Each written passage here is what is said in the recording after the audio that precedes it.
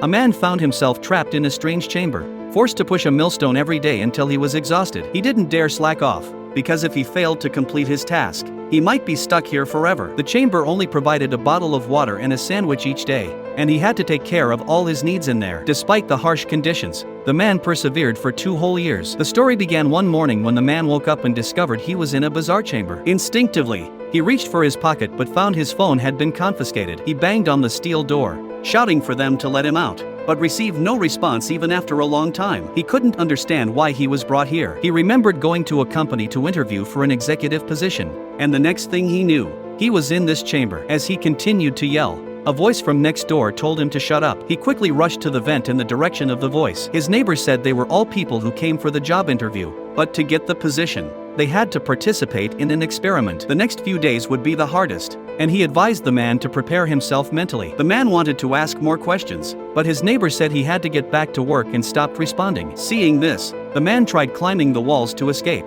but the 3 walls had no holes whatsoever. He tried for a long time without success. As he was trying to find a way out, he heard a whistle from the door. Someone then tossed in food and water. The man quickly reached out, begging them to let him go. He had applied for this job, and his wife was pregnant. He needed to go home to take care of her. To his surprise, not only did they not respond, but they forcefully jabbed his arm. The most terrifying part was when he was about to eat. A piercing alarm sounded. Immediately after, he heard the agonized wails of strangers all around him. Frightened, he curled up in the corner, not knowing what the nearby people had done wrong to receive such a cruel punishment. The man spent his first night here listening to the horrifying screams. The next morning, as he followed the guard's instructions to throw his trash into the chute, he accidentally discovered a few strands of hair on the ground. After brushing aside the dirt, he found a bone. In a panic, he asked his neighbor what was going on. The man calmly told him that those were the remains of the previous occupants. This only made him more frantic.